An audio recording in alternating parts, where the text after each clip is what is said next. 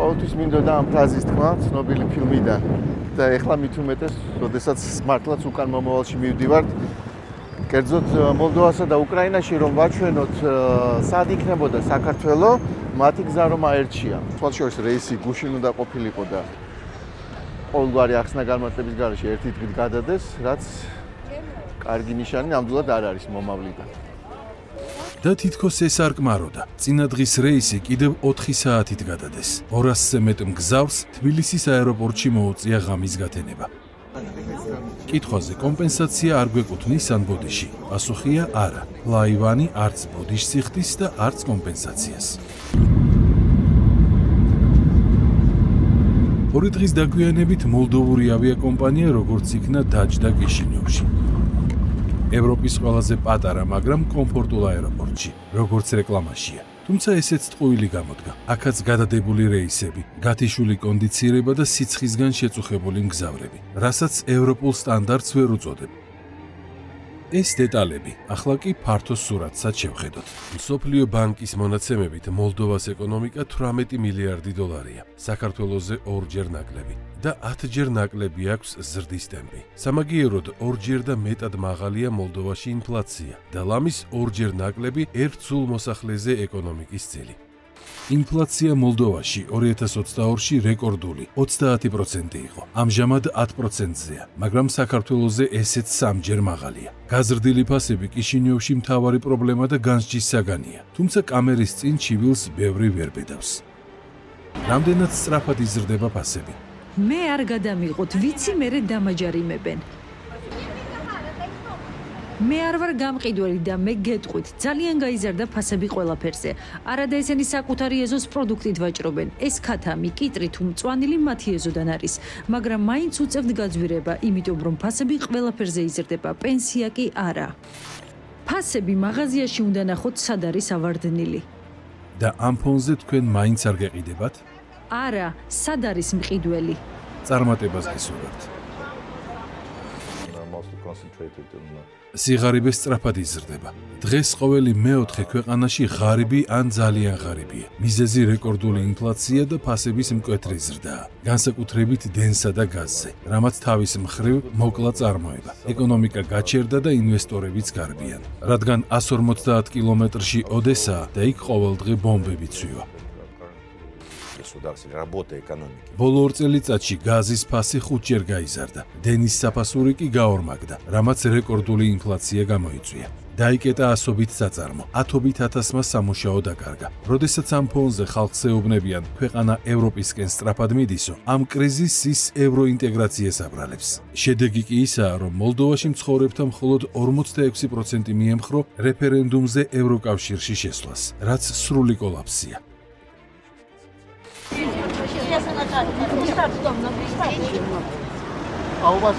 თქვენც გიწევთ ფასების გაზრდა?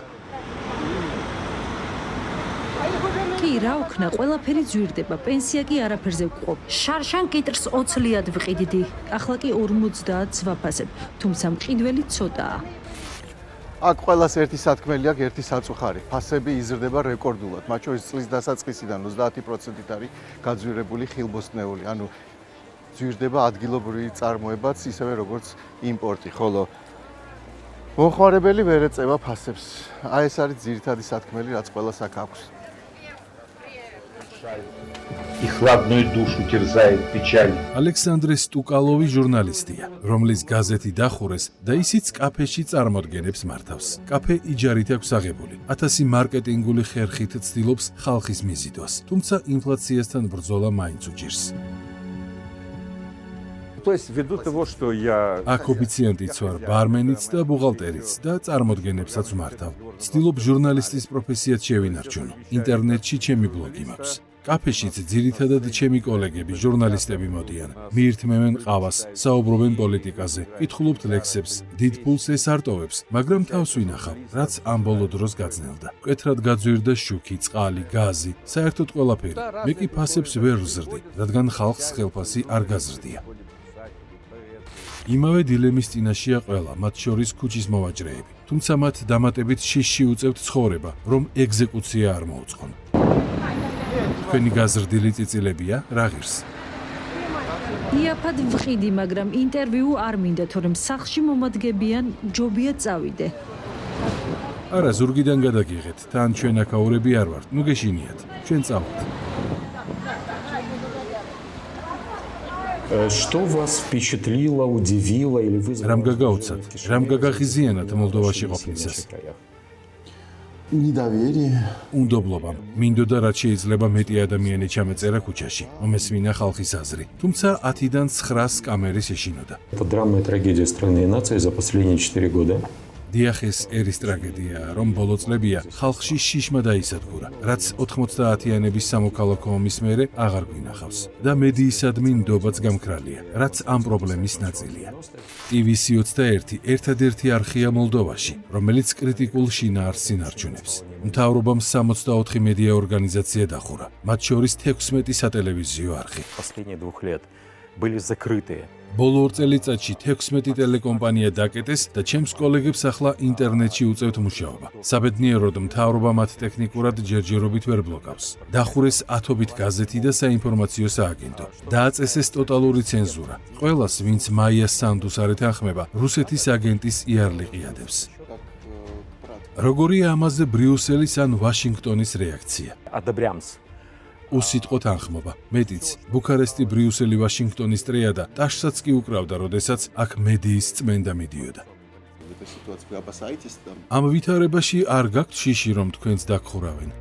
Только дураки не думают о безопасности. დღეს მხოლოდ სულელს შეიძლება არ ქონდეს შიშის განცდა. თუმცა ჩვენთან მხოლოდ ცნობილი ჟურნალისტები არიან და მათი მოდრეკა რთულია. როდესაც არხის დახურვა სცადეს, ჩვენ საერთაშორისო კავშირები გამოვიყენეთ. ვერ დავასახელებ რომელი, მაგრამ ბრიუსელიდან მაია სანდუს უკან დახევა შემოუთვალეს.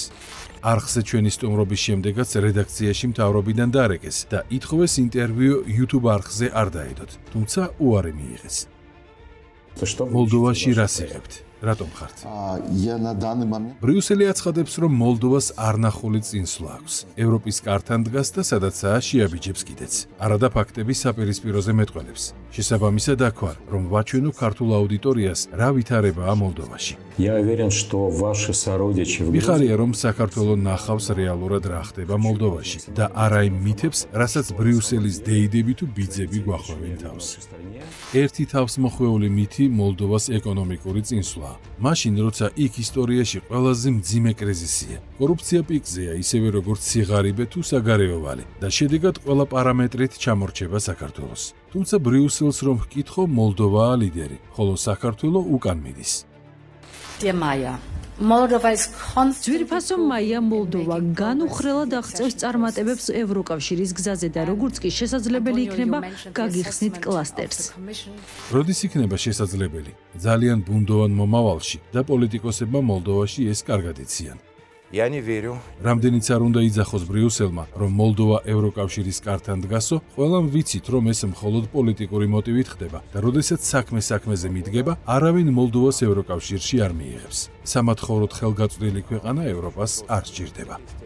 თუმცა საპარლამენტო არჩევნების წინ ზოგ ამომრჩეველზე ტყუილიც ჭრის. თან ამით საქართველოსაც ამონათებენ. აი ნახე, სად იქნებოდი შენც, რომ მოლდოვას გზას გაჰყოლოდიო. Многие пытаются, тем более сейчас, ეს მხოლოდ ზღაპრებია. ყველამ ვიცით, რომ მოლდოვა არათუ ევროკავშირის წევრის კანდიდატის სტატუსსაც ვერ პასუხობს. უბრალოდ არჩევნების წინ ამით სანდუს პარტიას ეხმარებიან. რატომ ეხმარებიან, როცა ასეთი აშკარაა ქვეყნის ყველა მიმართულებით? это есть просто интерес. И определенные чиновники იმიტომ რომ კონკრეტულ ჩინოსნებს სურთ მოლდოვა აღმოსავლეთთან საკუთარ დაპირისპირებაში გამოიყენონ. სანდუს მთავრობა კი ამას უზრუნველყოფს და შედეგით სახეზეა. არნახული ეკონომიკური კრიზისი, ინფლაცია, უზარმაზარი საგარეო ვალი, ხალხს ფული არ აქვს და ქვეყნიდან გარბის. იგივე ახსნა აქვს მოლდოვას დანარჩენ ოპოზიციურ სპექტრსაც. ბრიუსელს სათავეში მარიონეტი სჭირდება, რომ ქვეყანა ისე მართოს, როგორც მოუნდება. თქვენი აზრით, რა მიზანი აქვს ბრიუსელს, როდესაც შავზე თეთრს ამბობს და მოლდოვას პროგრესზე საუბრობს?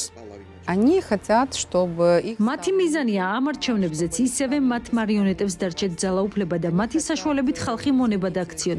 ცდილობენ ხალხს აზროვნების უნარი გაუქრონ და მოლდოვა თავიანთი პოლიტიკური მიზნებისთვის რუსეთთან დაპირისპირებაში გამოიყენონ. Наших стран похожие, так сказать. მოლდოვა პატარა ქვეყანაა, ისევე როგორც საქართველო. ამიტომ სიბრძნე მართებს, რომ დიდი ქვეყნების ჭიდილში არ აღმოჩნდეს ჩათრეული. არ გვარგებს რუსეთთან მტრობის ხარჯზე მეგობრობა ევროპასთან. ხურდაფულად გვაქცევენ, ომში ჩაგვთავენ და საზარბაზნე ხორცად გამოგვიყენებენ, ისე როგორც სხვებს დაემართათ. რამდენად შორს შეიძლება ეს პროცესი წავიდეს? რა შეიძლება მოხდეს უარეს შემთხვევაში? может произойти, это сценарий Украины. ყველაზე საშიში სცენარი უკრაინიზაციაა და სწორედ ამ მიმართულებით მიყავთ მოლდოვა. ხალხს გადაუკეტეს ობიექტური ინფორმაციაზე წვდომა. მეინსტრიმ მედია დახურეს და ახლა ინტერნეტის ცენზურას ცდილობენ. Они создали специальную структуру, которая называется «Патриот». მთავრობამ შექმნა სპეციალური დანიშნულების ჯგუფი პატრიოტი, უდიდესი საბიუჯეტო დაფინანსებით და ერთადერთი დანიშნულებით. დაბლოკონ ყველა ინტერნეტ გვერდი თუ ბლოგი, რომელიც მთავრობის კრიტიკას შეიცავს. მე რამდენჯერმე დამიბლოკეს Facebook-ი, ასევე Instagram-ი, მაგრამ ყოველ ჯერზე ახალ აკაუნტს ვხსნივ. ვცდილობ სოციალური ქსელებით მივაწვდინო ხალხს ხმა. Пусть убираются по добру, по здорову. С ними страна идет к разрушению. Пас, до свидания, без сожаления. რეპი ირინა ვლახის არსენალში სიახლეა, რამაც დიდი რეზონანსი გამოიწვია. მუსიკალური სტილი, ანუ რეპი სავარაუდოდ ახალგაზრდებისთვის შეარჩიეთ, თუმცა სტატისტიკა აჩვენებს, რომ მათი ნახევარი ქვეყნიდან არის გასული. Ну, смотрите, за 4 года, значит, ბოლო 4 წელიწადში მოლდოვა 320,000 ადამიანმა დატოვა. ყოველმა მერვემ პირველ რიგში ახალგაზრდებმა, რომელთა შრომას ევროპა მიზერულ ფასად იყენებს. ჩვენ გვინდა რომ ისინი დაბრუნდნენ და რადგან მედია აღარ არსებობს, ყურადღების მისაქცევად TikTok-ში სიმღერა ვარჩია. არ მაქვს სმენა, თუმცა მთავარი შინაარსია, რომ ქვეყანა გარედან ჩარევის გარეშე უნდა ვმართოთ. ეს გზავნილი 2,5 მილიონმა ადამიანმა უკვე ნახა. политики. და არათუ ნახა, ბევრი ახლა თავად წერს ირინას რეპზე ტექსტებს და დებს ინტერნეტში. Наши министры, как Дубай, Наташи, за новый кредит. თითოეული ამ ადამიანის ხმას ბრიუსელი კრემლის პროპაგანდას უწოდებს და იმუქრება, რომ დაბლოკავს. Давай, до свидания. Moscow is heavily attacking Moldova by cyber attacks. მოსკოვი მოლდოვაზე მძიმე დეზინფორმაციულ შეტევებს ახორციელებს, მაგრამ არაუშავს ჩვენ გვაქვს სწრაფი რეაგირების ინსტრუმენტები, სწრაფი რეაგირების ჯგუფები, რომლებიც ინტერნეტში დეზინფორმაციას დაბლოკავენ. არჩევნების წინ წნეხი იმდენად იზრდება, რომ პოლიტიკური ლიდერების სანქცირებაც დაიწყო. Бухарест. დიახ, სანქციები საქართველოს შემდეგ მოლდოვაშიც შემოიტანეს. ბუქარესტმა კიშინიოვის მერს, ასევე ყოფილ პრემიერ-მინისტრს და ჩვენს ერთ კოლეგას, ჟურნალისტს, ევროკავშირში შესვლა აუკრძალა, რადგან ისინი რუმინეთს თურმე საფრთხეს უქმნიან. ბუქარესტი და ბრიუსელი ყველაფერს აკეთებენ, რომ სანდუს პარტია კიდევ ერთი ვადით დარჩეს სათავეში. ეს შენობა, რომელიც თბილისის ძველ მერიას მოგაგონებთ, კიშინიოვის მერია და იმავდროულად მოლდოვური საზოგადოების ორად გახლეჩვის ერთ-ერთი სიმბოლო. მერი მაესანდუს მთავრობის ერთ-ერთი უმთავრესი ოპოზიციონერია.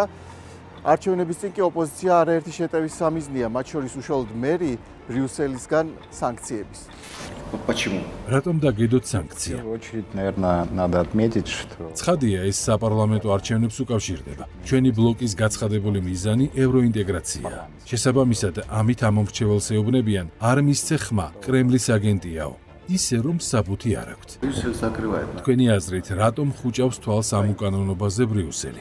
Ну, если вы хотите моего мнения, я не ფიქრობ, მთელ ბრიუსელზე ამის თქმა გადამეტებულია. უბრალოდ იქ არიან ჩინოსნები, რომელთაც მაია სანდუ საყვარელ ცოლად აირჩიეს. ის კი ცუდად იქცევა.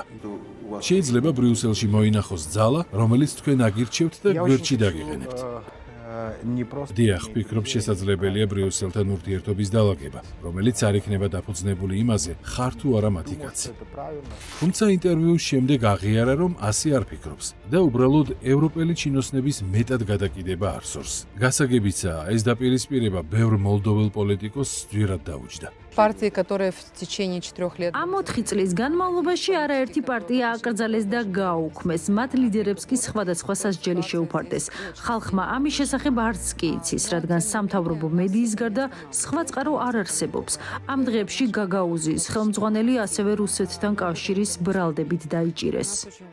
და ევროკავშირი ამ ყველაფერს ამართლებს? Так они этими процессами управляют. არა თუ ამართლებს, სწორედ ევროკავშირი მართავს ამ პროცესებს. მათი კარნახით ხდება ამდენი უკანონობა. მოლდოვას სუვერენიტეტი გაუქმებულია. ქვეყანა ფონ დერ ლაიენის და მისი კომისრების განკარგულებით იმართება. ჩვენი პრეზიდენტი და მთავრობა ჯიბეში უზით და მოლდოველი ხალხის საზიანოდ იყენებენ. ქვეყანა უკრაინული სცენარისკენ მიყავთ. იმავე საფრთხეზე საუბრობს მედიაც, რომელიც ქვეყნის გარედან ინტერნეტში ოპერირებს. Республика Молдова и, в частности, ее Приднестровский регион может стать... მოლდოვა და კერძოდ მისი დნესტრისპირა რეგიონი შესაძლოა ევროპის რუკაზე ახალ ცხელწერტილად იქცეს, რადგან ნატო მიზანმიმართულად ამზადებს მოლდოვას ომისთვის. ამის შესახებ რუსეთის დაზვერვა აცხადებს და ვაშინგტონ პოსტიც წერს. ევროპის მშვიდობის ფონდიდან მოლდოვამ უკვე მიიღო 260 მილიონი ევრო იარაღის შესაძენად. შენდება იარაღის ჰაბები და საწყობები და ასევე სამხედრო ტექნიკის სადგომები. მოლდოვამ გერმანიასთან და ბრიტანეთთან სამხედრო ხელშეკრულებას მოაწერა ხელი. საუბარია რუმინული ჯარების განლაგებაზეც, რაც მოლდოვას კონსტიტუციური ნეიტრალიტეტის დარღვევა იქნება. უნდა კი ხალხს, რომელმაც ქვეყნის ნეიტრალიტეტს მისცა ხმა, სხვის ომში ჩაბმა. მთავრობა სამხედრო კონტრაქტებს ისე აფორმებს, რომ ეს კითხვა არ უჩნდება. ჩვენი ბოლო კვლევა, რომელიც ივნისში ჩატარდა, აჩვენებს, რომ ხალხის 70% უკრაინაში ომის გაგრძელებას მხარს არ უჭერს და ნებისმიერ ფასად, ნებისმიერ დათმობად მშვიდობას ითხოვს. ხალხი ითხოვს, რომ მოლდოვამ უკრაინის გულისთვის რუსეთი არ დაასანქციროს და მით უმეტეს არ დაეხმაროს უკრაინას იარაღით. 80% არ უჭერს მხარს ნატოს წევრობას, ნეიტრალიტეტი სურს.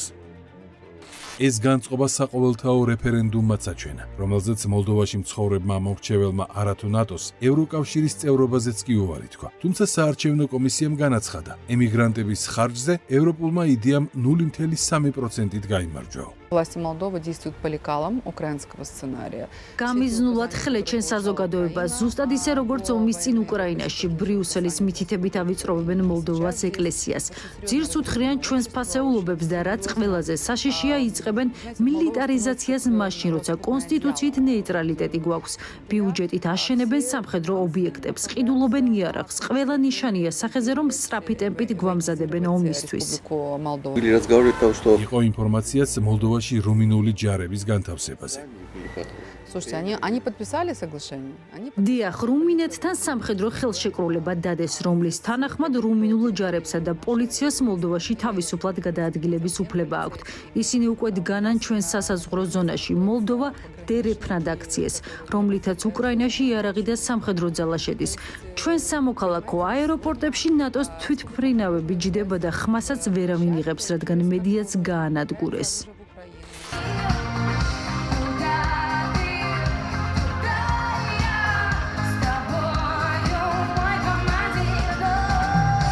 შენთან სამუდამოდ უმღერს მოლდოვას რუსული ესტრადა. ერთადერთი, რასაც რუსული პროპაგანდა შეიძლება ეწოდოს.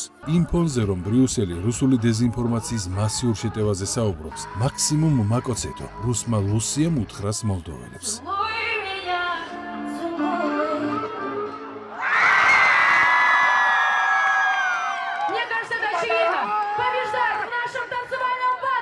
რუსული ესტრადა შოუ-ბიზნესმენს რენატო უსატის ჩაჰყავს მოლდოვაში. ის პრეზიდენტობის ყოფილი კანდიდატია, ნაშა პარტიის ლიდერი და საარჩევნოდ ასე იკრებს ელექტორატს. ასწიეთ ხელები, ვის უნდა მეტი კონცერტი, მაჩვენეთ მთელი მოედანი. ძალიან კარგი, თქვენი მოთხოვნით ბასტას 3 კონცერტი ჩატარდება და სხვა სიურპრიზებიც გელით. მათ შორის ერთი სიურპრიზი დაუყოვნებლივ, ლეონი დაგუწინი.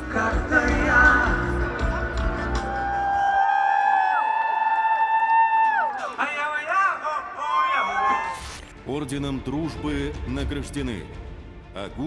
ის პუტინს უმღერს და პოლიტიკასაც უგებს. თუმცა პუტინის მონაო არავის დაუძახია აგუწინისთვის. არც 100,000 კაცით გადაჭედილ მოედანზე და არც დახვედრისას აეროპორტში.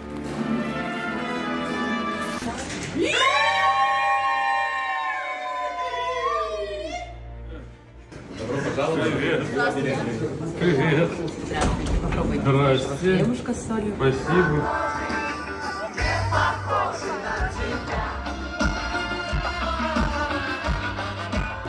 ბრიუსელს სანქციები აქვს მოსკოს რუსული ესტრადა, რომელიც აქ მოლდოვაში უმეტესობისთვის ძალიან ახლობელია და ესეთი კონცერტები მათ შორის მით უმეტეს აგუწინის 100,000-ობით ადამიანს კრებს აქ მოედანზე მთავრობის სახლის წინ და საპარლამენტო არჩევნების წინ ცხადია ესეთი კონცერტები სულ უფრო მეტი იქნება. რას ეტყოდით მათ, ვინც ფიქრობს, რომ რუსული ესტრადის აქ გამოსვლა არ შეესაბამება მოლდოვას ევროპისკენ სწრაფვას? არ ვიცი, ვერ ვხედავ რამე პრობლემას. ეს ჩვენი კულტურაა და პოლიტიკას ხელს არ უშლის. კულტურაა და ვისაც არ მოსწონს რუსული კულტურა დარჩეს სახლში.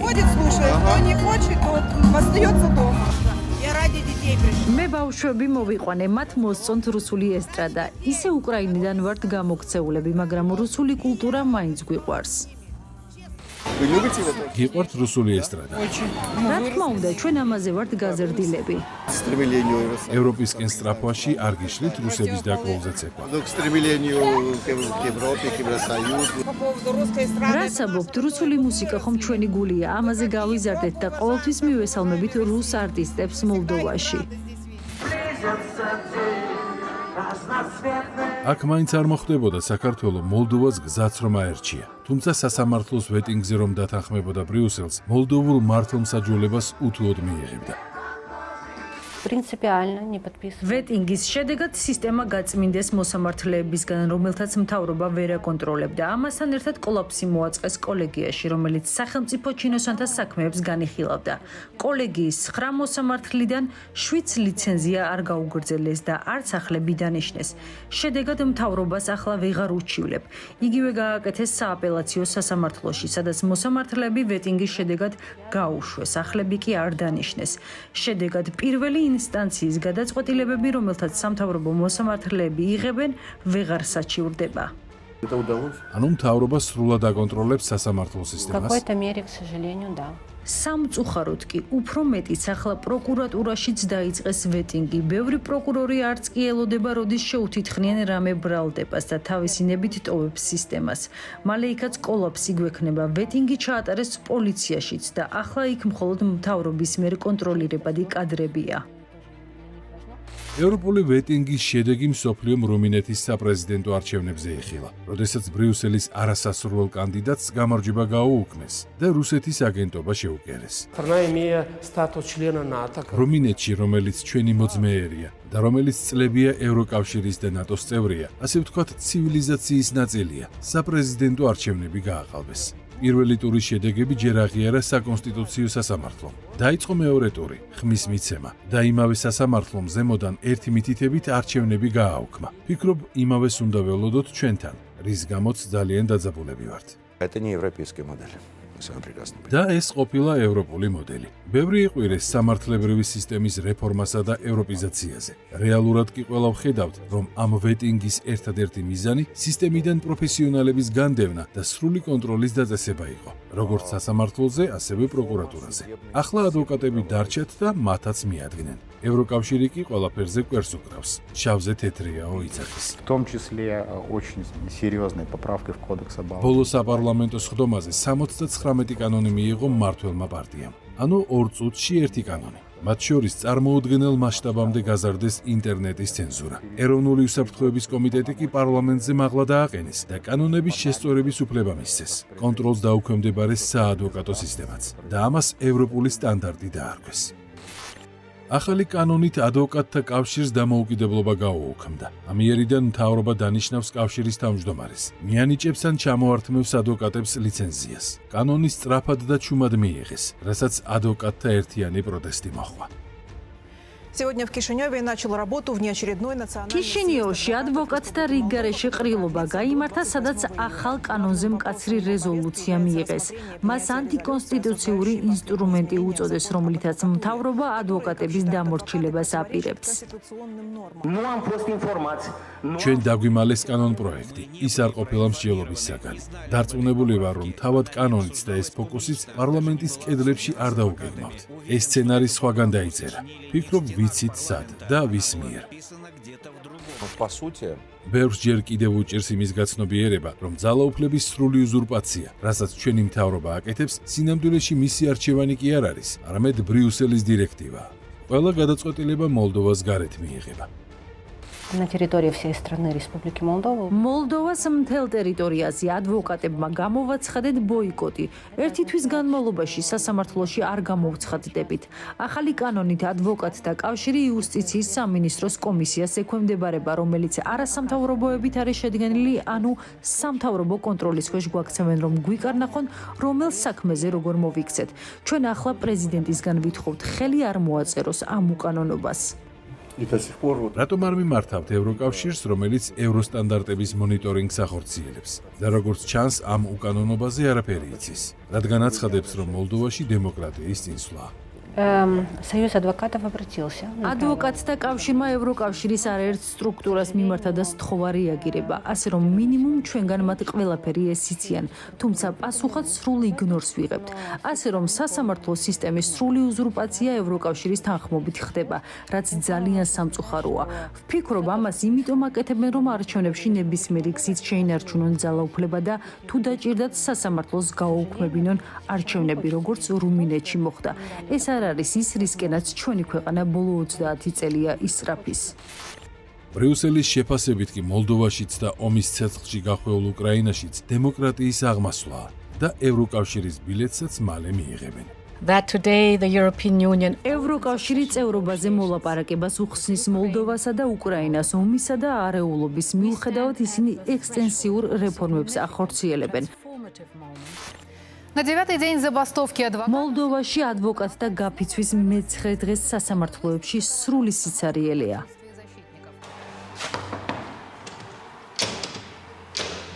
Телефонная судебная система сегодня полностью подконтрольна. ბრიუსელის ძალისხმევით სასამართლო სისტემა მოლდოვაში ტელეფონის ზარით იმართება. ერთი ზარი პრეზიდენტის აპარატიდან ან პარლამენტიდან და სასამართლო იღებს იმ გადაწყვეტილებას, რაც ყურმილში ჩასძახეს. ბრიუსელიდან მოდის დირექტივაც საქართველოსადმი დამოკიდებულების შესახებ. მოლდოვას მთავრობა საქართველოს საელჩოს იგნორს უკეთებს და მტრულ გარემოს უქმნის, იმის ნაცვლად, რომ ყველა ქვეყანასთან მეგობრული ურთიერთობა აწყოს. როგორ მივიდა მოლდოვა აქამდე? NGO-ების საშუალებით. სწორედ მათი, ვინც ტრამპის ადმინისტრაციამ საკუთარ ქვეყნებში შეთქმულების მოწყობასა და ძალაუფლების მიტაცებაში დოკუმენტურად ამხილა. დაფინანსების წყაროც გადაუკეთა, თუმცა სალარო მათ ბრიუსელმა გაუხსნა. я не вижу особого подключения. ხელისუფლება ხელში NGO-ებმა ჩაიგდეს, რომლებიც სრული არაპროფესიონალები არიან. არ იციან რას აკეთებენ. ფიქრობ, სწორედ ამ პრინციპით შეარჩია ისინი დასავლეთმა. ისე ჩანს, რომ წინასწარ ჩაფიქრებულ სცენარს ვუყურებთ, რომლის მიზანი მოლდოვას სუვერენიტეტის ხელში ჩაგდება. НПО, некоммерческие организации. ამ NGO-ებს, რომლებიც დღეს მართავენ მოლდოვას, ცხოვრებაში არაფერი გაუკეთებიათ. არანაირი პასუხისმგებლობა არ ქონიათ. მხოლოდ გრანტების წერაში არიან ნავარჯიშები.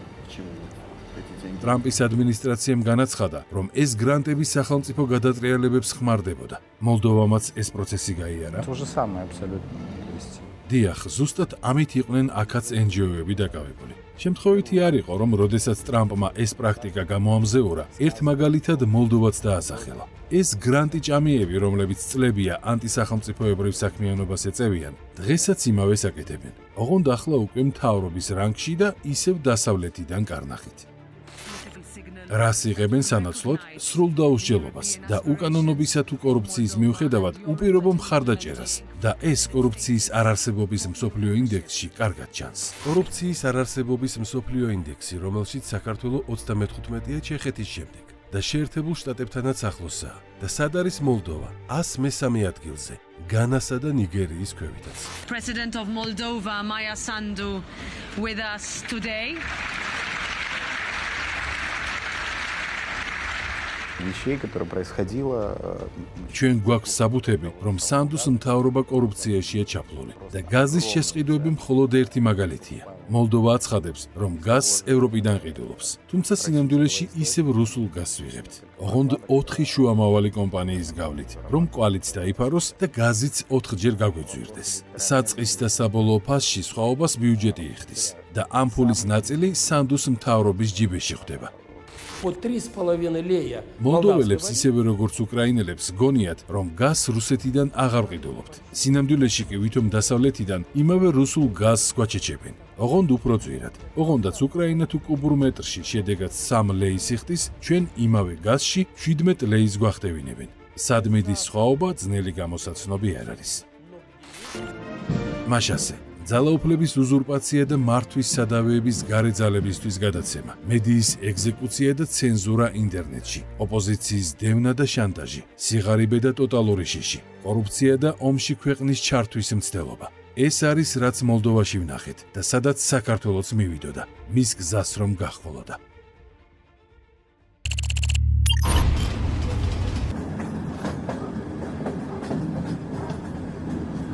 უკრაინაში ფრენა არ არის.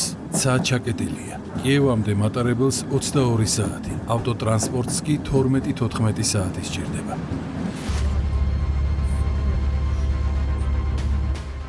მათ შორის 3-4 საათი საბაჟო შემოწმებას მიაქვს. გადაღება საზღვარზე არ შეიძლება. ჟურნალისტი კამერით, თან ქართული პასპორტით განგაშის სიგნალია. ჩხრეკა ძაღლთან ერთად და ინტენსიური დაკითხვა. ევროპული სტანდარტი. საგანგებო ვითარების მოტივით ვიდეო გადაღება ყველგან შეზღუდულია. კიევშიც კი. თავისუფალ მედიას უკრაინის უშიშროება არ ენდობა, თუნდაც რუსული რაკეტით დანგრეულ სახლს იღებდა. რადგან როგორც წესი იქვე რაღაც სტრატეგიული ობიექტია, რომელსაც ეს რაკეტა ასწდა. მithumetes არასასურველია მრავალათასიანი საპროტესტო აქციის გადაღება, რაც ომის ფონზე სიახლეა.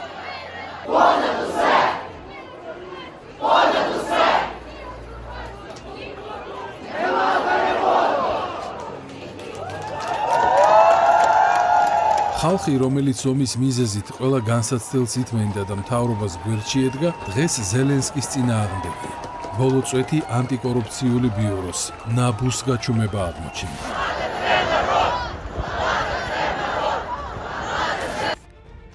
ნაბუ ევროდირექტივით შეიქმნა და დამოუკიდებელი სტატუსი ჰქონდა. თუმცა როგორც კი ზელენსკის მიადგა, თავის მორჩილ პარლამენტს მან ამ სტატუსის გაუქმება მოსთხოვა. ახლა უკვე ზელენსკი წყვეტს, ვისი გამოძიება შეიძლება და ვისი არა და აღარც მედია დატოვა, რომელიც კორუფციას გამოამზეურებდა. ყველა ტელევიზია მისი კონტროლის ქვეშაა. ყველა მედია ნიუს მარათონის პლატფორმაზეა და მთავრობა აკონტროლებს, მაგრამ თქვენ იქ არ ხართ. არა, ჩვენ მარათონის გარეთ ვართ. მთავრობამ გითხრა, გვაკრიტიკებ, ესე იგი ოპოზიცია ხართ და გაგვიუქმა აკრედიტაცია. 3 ტელეარხი ვინარჩუნებთ დამოუკიდებლობას და ინტერნეტში ვმაუწყებლობთ. და ეს რა პრობლემას გიქმნით? არ გვიშვებენ პრესკონფერენციებზე, არ გვაძლევენ არანაირ ინფორმაციას, არ გცნობენ, რომ ვარსებობთ. ტელევიზორში პირველი არხი მარათონია, მეორე არხიც მარათონია, მესამეც და ასე შემდეგ. 9-ვე არხი მარათონია და ერთსა და იმავე ინფორმაციას გადასცემენ. არანაირი განსხვავება არ არის. ეს ყველა მიცის ბრიუსელმაც და საპარლამენტო ოპოზიციამაც. თუმცა პრობლემას ვერ ხედავენ. ომი ყველაფერს ამართლებს. როგორ ფიქრობთ, უკრაინა დღეს უფრო ახლოსაა ევროკავშირის წევრობის კრიტერიუმებთან, ვიდრე ომამდე იყო?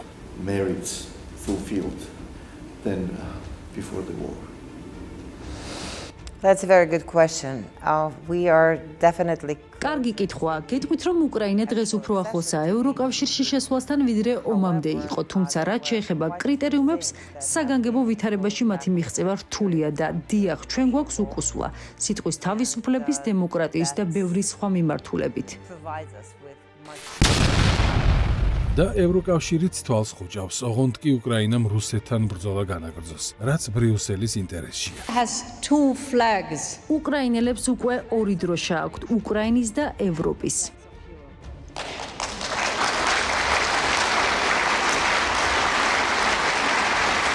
უკრაინის მიღწევები მხოლოდ წინ მიდის და ევროკომისიაც უკვე მზად არის მას მოლაპარაკების პირველი კლასტერი გაუხსნას. რამდენი წელი სჭირდება თითოეული კლასტერის გავლას, არავინ იცის, რადგან ომისგან განადგურებულ უკრაინას ჩამოშლილი ეკონომიკით წითელ ხალიჩას საბოლოოდ არავინ გაუშლის. დემოკრატიის, ასევე ეკონომიკის მკვეთრი ვარდნის მიუხედავად, მაინც გჯერათ, რომ უკრაინა ევროკავშირის ზღურბლს არის მიმდგარი. დიახ, მე მჯერა, რადგან 6 მილიონი უკრაინელი დევნილი უკვე ცხოვრობს ევროკავშირში და ვიცით, რომ უკან აღარ დაბრუნდებიან, ასე რომ ევროინტეგრაცია ხაზზეა, უკრაინელები უკვე ევროკავშირში არიან. ამ ვითარებაში რამდენად გეხმარებათ ბრიუსელი, რომელიც მომართულია დაიცვას და ხელი შეუწყოს დამოუკიდებელ მედიას. გააქვთ რამე კომუნიკაცია? გვაქვს კომუნიკაცია ევროუშიშროების ოფისებთან, ასევე ევროკავშირთან, მაგრამ დახმარება არ არის და არც ყოფილა. ამბობენ, რომ არაფრით შეუძლიათ დახმარება, ფული არ არის. მაგრამ მხოლოდ ფულში არ არის საქმე. მათ შეუძლიათ პოლიტიკური დახმარებაც. მაგალითად უთხრან მთავრობას მოგცენ აკრედიტაცია, გაშუქების თანაბარი პირობები, რაც ევროინტეგრაციის პირობაა. კი, მივმართეთ ამაზე ევროპარლამენტს, ევროკომისიასაც და პრინციპში რამდენიმე რეზოლუციაში ეს ასახეს კიდეც, მაგრამ შედეგი არ მოჰყოლია. როგორ მოხდებოდა, როდესაც ბრიუსელი უკრაინას ყველა ნაბიჯს უძონებს? დიახ, თუმცა არაფერი, რასაც უკრაინის მთავრობას ჩადის, მოსაწონი არ არის და არც დემოკრატიასთან აქვს რამე საერთო. არ ხდება კორუფციაზე რეაგირება, ძალაუფლება ერთი კაცის ხელში. დამოუკიდებელი მედია აღარ არსებობს. ამას ემატება მძიმე ეკონომიკური სურათიც. უკრაინის ეკონომიკა სუნთქვის აპარატზეა. ბიუჯეტის 90% გარე დახმარებაა. საგარეო ვალმა მთლიან შიდა პროდუქტს გადააჭარბა. დრამატულ ეკონომიკურ ვარდნაზეც მართალს ბრძანებთ, თუმცა ეს რეფორმების ბრალი არ არის, არამედ იმის, რომ ტერიტორიის და შესაბამისად ეკონომიკის 20% დავკარგეთ. ასევე უამრავი სისხლი დავუყარეთ, მათ შორის ევროპისთვის და ამის შემდეგ ევროკავშირი თუ ინდიკატორებს დაგვითვლის და წევრობაზე უარს გვეტყვის, ეს იქნება ღალატი. არანაირი ღალატი და არაფერი პირადული, მხოლოდ ბიზნესი. აცხადებს ბრიუსელი. უბრალოდ პოლიტიკოსებს რაც სურთ, ის ესმით. არანაირი გეოპოლიტიკური ფასდაკლება არ მოხდება. გაფართოების პროცესი რჩება მიღწევებზე დამოკიდებული. კანონის უზენაესობა და ფუნდამენტური ფასეულობებია ჩვენი ქვაკუთხედი. და ასევე სრული თვალთმაქცობა და ღალატიცაა იმის მტკიცება, რომ უკრაინა და მოლდოვა დაწინაურდნენ და დღეს თუ არა ხვალ ევროკავშირში აღმოჩნდებიან. სიღარიბე 3 წელიწადში გაორმაგებულია და 40%-ს აღწევს. სხვა პარამეტრებშიც დრამატული ვარდნაა. ქალბატონი ფონ დერ ლაიენი კი მაინც წინსვლაზე საუბრობს. რატომ თქვენი აზრით? იმიტომ რომ რუსეთის აგრესიამ ბრიუსელის პოლიტიკაში ტექტონიკური ძვრა გამოიწვია და უკრაინისადმი ისევე როგორც სხვა ქვეყნებისადმი, ვისაც ევროკავშირის წევრობა სურს, მიდგომა უფრო ლოიალური გახადა. რა დგას ლოიალურ პოზას მიღმა მოლდოვაში უკვე იციან და ალბათ უკრაინაშიც ხვდებიან. თუმცა ომში ბრიუსელის იმედად მყოფნი მასზე აუგს ცხადია ვერ იტყვიან. ევროკავშირის წევრობა პოლიტიკური ტრიუკია. არჩევნები მოდის და ბრიუსელიც ისევ მწყობრად ჩამოდის და ურცხვად იტყუება, რომ თუ არჩევნებში მხარს მის მარიონეტებს დაუჭერს ხალხი, ევროპის კარს გაუხსნიან. ჯერ 2028-შიო იძახდნენ, მერე 2030-შიო, ახლა კი სავარაუდოდ 2034-შიო. არ ამბობენ, რომ მოლდოვა თუ უკრაინა საჭირო კრიტერიუმებთან ახლოსაც არ არიან, ვითომ ვერ ხედავენ ადამიანის უფლებების ტოტალურ დარღვევას თუ კორუფციას. მათ უბრალოდ ჩვენი სუვერენიტეტი სჭირდებათ. ეს ყველაფერი რუზველტის ცნობილ ფრაზას მახსენებს, რომელიც ნიკარაგუელ დიქტატორ სამოსაზე თქვა, როდესაც ის ტოტალურ კორუფციაში ამხილეს. რუზველტმა თქვა: "ვიცი, კი, ის ნაბიჯვარია, მაგრამ ჩვენი ნაბიჯვარია." იმავე დამოკიდებულებას ხედავთ დღეს ბრიუსელიდან. უკრაინის უმაღლესმა ანტიკორუფციულმა სასამართლომ ვიცე-პრემიერი ჩერნიშოვი 40 მილიონი დოლარის მითვისებაში ამხილა. 3 მილიონის გირაო შეუფარდა და ქვეყნიდან გასვლა აუკრძალა. თუმცა ზელენსკი გადაეფარა და ის დღემდე პოსტზე რჩება. ამის შემდეგ კორუფციაში ზელენსკის აპარატის უფროსი ანდრი ერმაკი ამხილეს, რომელმაც ყველაფერი მოადგილეებს დააბრალა და სკანდალიდან მშრალი გამოძვრა. ამას მოჰყვა თავდაცვის მინისტრის რეზნიკოვის კორუფციული სკანდალი, რის შედეგად ის გადადგა, თუმცა არ დასჯილა. ჯერი პრეზიდენტზე მიდგა. ნაბუმ ოლიგარქ კამოვსკისთან ზელენსკის ურთიერთობის გამოძიება დაიწყო და პასუხიც მიიღო. ანტიკორუფციული ბიურო ახალი კანონით ზელენსკიმ თავად დაიქვემდებარა. სახალხო პროტესტის პასუხად კი ბიურო რუსეთთან კავშირში დაადანაშაულა. Говорив з керівником НАБУ Семеном Кривоносом. ამ სააგენტოს გავწმენთ რუსეთის აგენტებისგან, აღვადგენთ სამართალს და დამნაშავე კორუფციონერები დაისჯებიან. ოღონდ ეს მოხდება რუსეთიდან კარნახის გარეშე. რამდენად ახერხებთ კორუფციის გამოძიებას მაშინ, როცა უმაღლეს ეშელონებში კორუფციის მხილებისთვის ოფიციალურ სააგენტოსაც კი აჩუმებენ. ჩვენ ვიძიებთ კორუფციას, რომელიც ზედაპირზე დევს. მაგალითად, როდესაც ზელენსკი აცხადებს, რომ დასავლეთის ფული დრონების საწარმოს ასაშენებლად დახარჯა, ჩვენ მივდივართ და ვაჩვენებთ, რომ საწარმო არ აშენებულა. სად არის დრონები? არ არის დრონები. მეორე შემთხვევაში პრეზიდენტმა განაცხადა, რომ საჰაერო თავდაცვაზე მილიონები დახარჯა. ჩვენ კი ვაჩვენეთ, რომ ერთ თვეში რუსეთიდან გამოშვებული 1000 დრონიდან ერთიც კი არ ჩამოუგდიათ. სად არის თავდაცვის სისტემა? არ არის თავდაცვის სისტემა. რამდენად შორს შეგიძლიათ გაჰყვეთ ფულის კვალს? რამდენად მაღალ ეშელონებში შეგიძლიათ კორუფციის მხილება?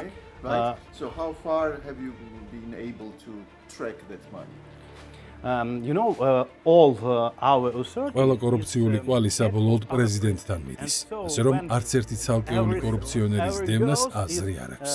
ყველა ერთად პრეზიდენტი ზელენსკია. რატომ უნდა გააკეთო ფოკუსირება ამ ფაქტებზე, როცა იცი, რომ ამას უკრაინის მტრები გამოიყენებენ? კითხულობს უკრაინელი პარლამენტარი და ევროკავშირის დუმილიც ამ კითხვაზე პასუხია. კითხვას ვსვამ, ნაბუსთან დაკავშირებული ისტორია აზიანებს ჩვენს ევროინტეგრაციას? აშკარად აზიანებს და ასევე აშკარაა, რომ ამას ჩვენი მტრები გამოიყენებენ და მე ვკითხულობ, მაშინ რატომ უნდა გააკეთო ამაზე აქცენტი, რატომ უნდა მისცემ მტრებს ამის საშუალება?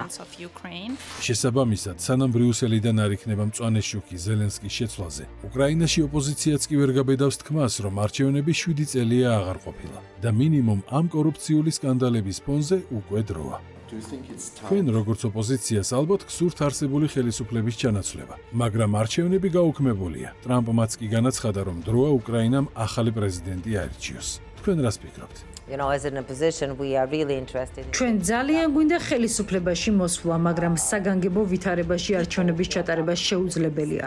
ვერც საარჩევნო კამპანიის ჩატარებას შევძლებთ და ვერც გამჭვირვალე საარჩევნო პროცესის უზრუნველყოფას. ამიტომ ეს საკითხი არ განიხილება. სამაგიეროდ ამ საკითხს ხალხი განიხილავს. მათ შორის უკვე ქუჩის გამოსვლებისას. მეორე მაიდანი, რომელსაც საქართველოს უკიჟინებდა ზელენსკის გარემოცვა, ახლა ისე ჩანს, რომ საკუთარ სახლში იძენს კონტურებს. ამერიკის მთავრობის კვლევით უკრაინელების 70% ფიქრობს, რომ ზელენსკის მთავრობას ომი პირადი გამდიდრებისთვის სჭირდება. ამ დროს კი ხალხი 3 წელია როტაციის გარეშე ფრონტზეა. უკრაინული ჯარი დემორალიზებულია. დეზერტირობის მაჩვენებელი ცაშია ავარდნილი. ახალწეულები ხშირად საზარბაზნე ხორცის როლში არიან. რა უნდა გააკეთონ, რატომ არც კი იციან. Будем сегодня ночью куда-то двигаться. Куда хуй пойми и зачем хуй пойми. Так что как-то так. У мене пахше, блядь, сука, болить. Нихуя не можу робити. Ну, будем выходить. Такие дела. ექსპერტთა აზრით, კორუფციის სკანდალებთან მებრძოლ ზელენსკის მთავრობას და მის მოკავშირეებს ბრძოლის ფრონტზე მართვა ხელიდან გაექცათ. გაგვიწვიეს თუ არა ფრონტზე გვიკრეს თავი. პატრონით ცხოველს უკეთებ ყრობა ვიდრე ჩვენ. პოზიციაზე დაგვაყენეს და მიგვატოვეს.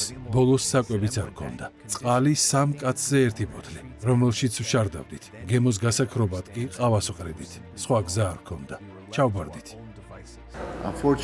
უკრაინის მთავრობა არაერთ კორუფციულ სკანდალში გაეხვა. არ ფიქრობთ, რომ დროა ხელისუფლება შეიცვალოს?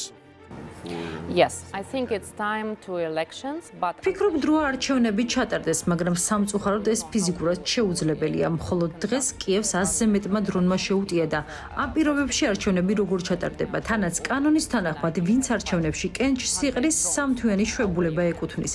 ნახევარი არმია პრეზიდენტობას მოისურვებს და მერე რა ვქნათ?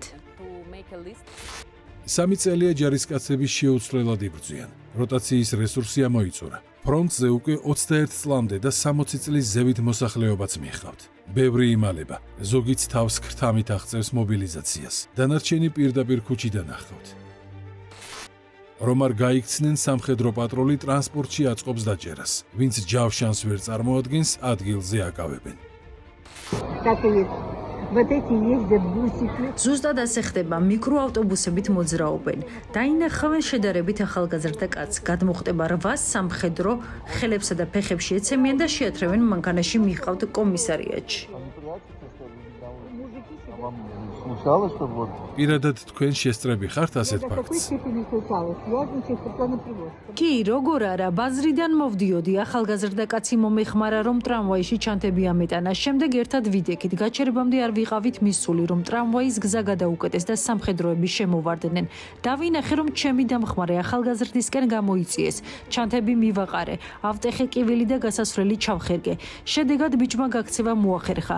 მე ოპერის თეატრში ვმუშაობ, უამრავი სოლისტი წაიყვანეს ფრონტზე. არა და ჯავშანი ეკუთვნოდა და არაერთი დაიღუპა. ჩემი და ქალის შვილიც დაიჭირეს ქუჩაში და ფრონტზე მიჰყავდათ. როგორღაც შევკრიბეთ უცბად 100 ევრო და დავიხსენით კომისარიატიდან. ანუ ქრთამით შესაძლებელია თავის დახსნა. ქრთამით ყველაფერი შესაძლებელია, თუმცა მხოლოდ მორიგ დაჭერამდე და ამდენი ფული სად არის? ჯავშანი, როგორც ამბობენ, 10-12 ევრო ჯდება, ვისაც შეუძლია გადახდა გადარჩება, ვისაც არა და საზარბაზნე ხორცი ხდება და ამასაც არ აკმარებენ. იქ ხომ მერე აბუჩად იგდებენ ჯარში, აწამებენ ამ ახალწვეულებს. ბოლო თვეებია ფრონტის სახლებში მიადგათ კიეველებს. ყოველდღიასობით დრონი და რამდენიმე რაკეტა მაინც ფეთქდება ქალაქში.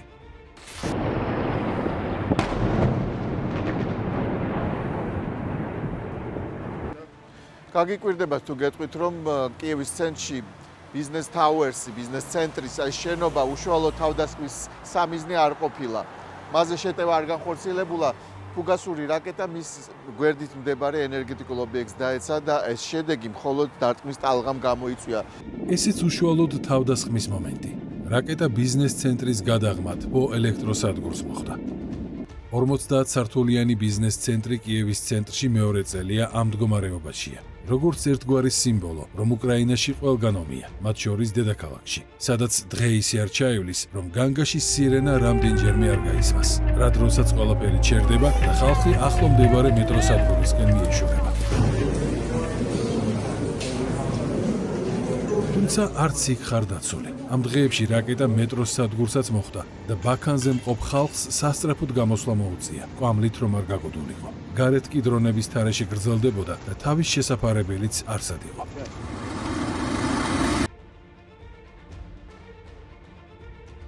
ეს კი ლაქშერის სასტუმროს რედისონ ბლუს ბუნკერია, სადაც სტუმრებს ძვირადღირებული ოთახების ნაცვლად უწევთ ძილი. ყოველ ღამე თავდასხმის განგაშია, სასტუმროს პერსონალი კი ამ დროს ყაჩაღობს.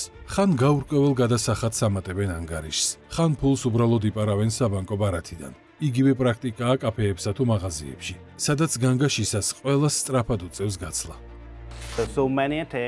დღეში რამდენიმე სარაკეტო რეიდია და როცა განგაში ირთვება, ვალდებული ხარ ყველაფერი დაყარო და ბუნკერში გაიქცე. ჩემს 10 წლის ბიჭს ღამეები არ ძინავს. ათობით დრონი ერთდროულად დაგვბზოის თავზე. არ იცი სად წახვიდე, საზიზღარი ხმა აქვთ და რეიდის შემდეგაც ჩაგესმის.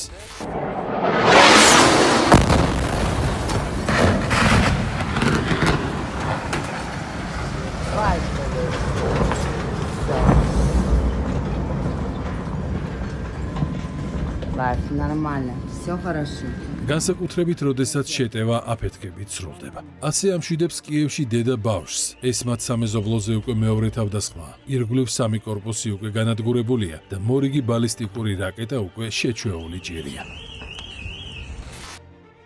იერიშის შედეგად 23 ადამიანი დაიღუპა. ათობით დაიჭრა. 9 სართულიანი კორპუსის სადარბაზო გაქრა, თითქოს არც ყოფილა. ისინი, ვინც გაქცევას ეცადა და სიბნელეში ბინიდან გავიდა, ნანგრევებში გადაიჩეხა და დაიღუპა. ეზოში ათობით მანქანა დაიწვა. ლითონის სასრიალო საბავშვო მოედანზე დადნა და დეფორმირდა. რაკეტა ღამის 4 საათზე მოგვხვდა. გვესმოდა შხუილი, როგორ გვიახლოვდებოდა, მაგრამ თავის შველა შეუძლებელი იყო. ვიცოდით, რომ ბალისტიკური მოდიოდა. ხმაზე უკვე ვცნობთ, შაჰიდებს მოტოციკლის ხმა აქვთ. ამის ხმას კი უბრალოდ ვერ გადმოგცემთ. საშინელებაა. გადაგვარჩინა იმან, რომ სადარბაზოში გასასვლელი კარი გაიჭედა, თორემ ჩვენც გადავიჩეხებოდით. თავიდან იყო შოკი, მაგრამ მაშინვე გადარჩენის ინსტინქტი ჩაირთო და დღემდე ამ ტალღაზე ვართ. მაშველებს რომ გამოვყავდი, ვფიქრობდი არა უშავს. დასავლეთი დაგვეხმარება მეთქი, თუმცა ეს მოლოდინიც გაქრა. გაუჩერებლად ვწერ განცხადებებს, ვცდილობ რაიმე დახმარება მოვიპოვო, მაგრამ ამაოდ არავინ მეხმიანება. ტყუილს არ ვიტყვი, გაერო დაგვეხმარა. 2 ნაკრები შამპუნი და საპონი მოგვცა. დიდი მადლობა. იუნისეფი თვეში 100 ევროს მოგცემთო, ვიღაცამ თქვა, თუმცა არ ვიცი ტყუილია თუ მართ. და ამ ფულს რაში გამოიყენებთ? არ ვიცი, ალბათ ერთი კვირის საკვებზე გვეყოფა. ზელენსკის რას ეტყოდით? რა ვიცი, ზელენსკი იყო აქ მოსული, თაიგულიც მოიტანა. დიდი მადლობა, მაგრამ ეგ იყო და ეგ, მას შემდეგ არავინ გამოჩენილა. ჩვენი რაიონის დეპუტატთან მივედი ოფისში და აღმოჩნდა, რომ თვეში ერთხელ აქვს მიღება და ისიც 1 საათით. უზარმაზარი რიგია, ინფორმაციასაც ვერავისგან მიიღებ.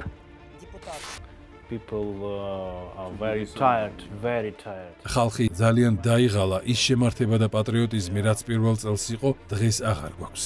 გაქრა, ხალხს აღარ შეუძლია მეტი. აღარ უნდა თავზე ბომბები თუ დრონები ეცემოდეს. უნდა მშვიდობა, სამსახური და ნორმალური ცხოვრება. არადა ბევრი ექსპერტი მიიჩნევს, რომ ომის თავიდან აცილება შეიძლებოდა. რუსეთის აგრესიის პირველივე დღეებში სტამბოლში ზავის შეთანხმებაც შედგა. მაგრამ ის ევროპამ დაბლოკა. შესაძლოა დასავლეთის გადაწყვეტილება მაშინ ლეგიტიმური იყო, როდესაც პუტინზე შეტევა განაგრძო და ზავზე უარი თქვა. განა პუტინი არ დაესხა თავს უკრაინას. თავდასხმის პასუხად შეტევას გულისხმობ. სტამბოლში, სადაც მე უკრაინასა და რუსეთს შორის შუამავალი ვიყავი, სამშვიდობო შეთანხმება გაფორმდა. თუმცა ბრიტანეთმა, საფრანგეთმა და გერმანიამ ის დაბლოკეს და უკრაინა ომში ჩართეს. ვიცოდი, რომ ეს შეცდომა იყო, მაგრამ მე პატარა ხმა მქონდა. ფიქრობთ, რომ შეცდომა იყო სტამბოლის შეთანხმებაზე უარის თქმა და ომში ჩაბმა. საქმე ისაა, რომ ჯგუფი, რომელიც ზელენსკი მაშინ სტამბოლში გაგზავნა კაპიტულაციას აწერდა ხელს, რაც მიუღებელი იყო. ზოგი ფიქრობს, რომ ომს ყველაფერი ჯობს, მაგრამ ეს ყველაფერი უკრაინაში რუსული გულაგის შექმნას ნიშნავს. ბედნიერი ვარ, რომ ევროპელი პარტნიორების წყალობით კაპიტულაცია მაშინ არ შედგა. ბევრი მიიჩნევს, რომ რასაც თქვენ კაპიტულაციას უწოდებთ, მხოლოდ ნატოს წევრობაზე უარის თქმა იყო, რაც დღეს ისედაც აღარ განიხილება. ჯერ ერთი მხოლოდ ნატოს წევრობაზე უარის თქმა არ იყო მოთხოვნა. დენაციფიკაციას და ჯარის შეკვეცას ითხოვდნენ და ასევე ნეიტრალიტეტს, რაც ევროპაზე უარს ნიშნავდა და არც იმაში გეთანხმებით, რომ ნატოში ჩვენი წევრობა აღარ განიხილება. ამერიკა წინააღმდეგია, სამაგიეროდ საფრანგეთი და გერმანია არიან თანახმა. ამდენ მსხვერპლს ტერიტორიების დაკარგვას ნატოს წევრობის დათმობა არ სჯობდა, მით უმეტეს, რომ ნატოში როგორც ჩანს უკრაინას არც მიიღებენ. ეს იმ მომენტში ითხოვდნენ ნატოზე უარის თქმას, თორემ მერე ტერიტორიებსაც მოგთხოვდნენ. ეს რუსეთია, მას მარტო ძალის ენა ესმის. რაც შეეხება ნატოს წევრობას, უკრაინის გარეშე ნატო რუსეთთან ვერაფერს გახდება. ევროპაში მხოლოდ ჩვენ გვაქვს ომის გამოცდილება და გვაქვს ნატოს შეიარაღებაც. ასე რომ, როგორც კი პირველი რუსული ჭურვი დაეცემა ნარვას და რუსული ჯარი მიადგება პოლონეთს, მაშინვე მიგვიღებენ ნატოში.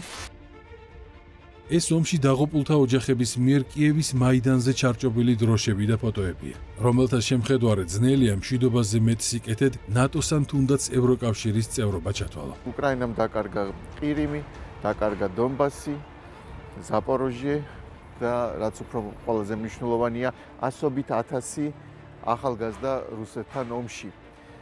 ევროკავშირის წევრობა კი რაც ამ პროცესს უნდა მოეტანა, ჯერაც ისევ დაპირებად რჩება, ისევე როგორც ნატოს წევრობა, კიდევ ერთი დაპირება.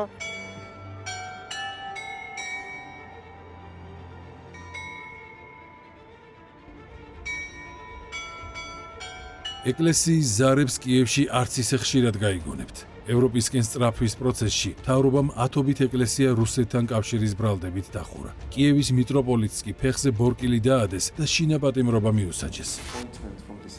საქართველოს მთავრობა ამბობს, ჩვენ უკრაინის მხარდამჭერ ყველა რეზოლუციას შევუერთდით. ყველაფრით დავეხმარეთ უკრაინას და მაინც ნეგატიურ დამოკიდებულებას ვიღებთ. რა უნდა უკრაინას, რომ საქართველომ კიდევ გააკეთოს? მეორე ფრონტი გაუხსნას რუსეთს? ამაშია საქმე. No, I don't think that არა, რა თქმა უნდა, საქართველოსგან მხარდაჭერასაც ვხედავთ, თუმცა ვფიქრობთ, მეტის გაკეთება გმართებთ. მაგალითად, რუსებისთვის პერსონალური და სხვა სანქციების დაწესება. თუ პატარა მოლდოვა ახერხებს სწორი პოზიციის მონახვას, საქართველოსაც შეუძლია. Not to go under Russian. ჩვენ არ გვჭირდება საქართველოს დახმარება. საქართველო თავად დაეხმარება საკუთარ თავს, თუ კი რუსულ გავლენას თავს დააღწევს. საქართველოში რომ ვიყავი ამ ცოტა ხნის წინათ, საზღვარზე პირველ რიგში FSB-ს აგენტები დავინახე. მე მათ მაშინვე ვცნობ, გარეგნობით. როგორ ფიქრობთ, არ იქნება კარგი საქართველოსთან აქტიური კომუნიკაცია, როგორც სამთავრობო, ისე სახალხო დონეზე? ჩვენ ხომ ერთი მიმდინარე ისტორიის ნაწილი ვართ. I sincerely, honestly. ომის პირველ დღეებში იყო ასეთი კომუნიკაცია. საქართველოს უკრაინელი ბავშვების არაერთი ჯგუფი მიიწვია სარეაბილიტაციოდ, დაღუპული და დაჭრილი სამხედროების შვილები. ბოლოს ეს შარშან ზაფხულში იყო. ამ წუთებშიც მოქმედია უკრაინელი ბავშვების ბანაკი საქართველოში. მათ მთავრობაც შეხვდა და ქართულ მედიაშიც არაერთხელ გაშუქდა. პროექტი მკაფიოდ პოზიტიურია. ეს პროგრამა საქართველოში ბოლო საპარლამენტო არჩევნების შემდეგ გავაჩერეთ, რადგან მშობლებს გაუჩნდათ კითხვა, რამდენად უსაფრთხო იყო ამ მიერიდან იქ მათი შვილების გაგზავნა. არა, გარწმუნებთ, რომ პროგრამა გრძელდება და ალბათ მთავრობებს შორის მეტი კომუნიკაცია აჯობებდა. გეთანხმებით და დასაწყისისთვის ელჩები უნდა აღვადგინოთ, თუმცა ბრიუსელსა და თბილისს შორის კონფრონტაციის ფონზე ამის გაკეთება ძალიან რთულია. თან ამის დროც არ გვაქვს, ომი ინტენსიურ ფაზაშია. საგარეო საქმეთა სამინისტროს წინ დამწვარი რუსული სამხედრო ტექნიკაა გამოფენილი, რამაც ალბათ უკრაინელების საბრძოლო ჟინი უნდა გააღვივოს. თუმცა ეს წარწერა ტანკზე, მინდა რომ მსოფლიოს დიდი ატომური ბომბი დაეცეს, იმედგაცრუებასა და სასოწარკვეთაზე უფრო მიუთითებს და ჩვენც ამ ემოციით ვტოვებთ კიევს, რომელიც უკან მომავალში იმ რეალობას გვიჩვენებს, რაც საქართველოს ელოდა. 3 წლის წინათ უკრაინის გზა რომ აერჩია.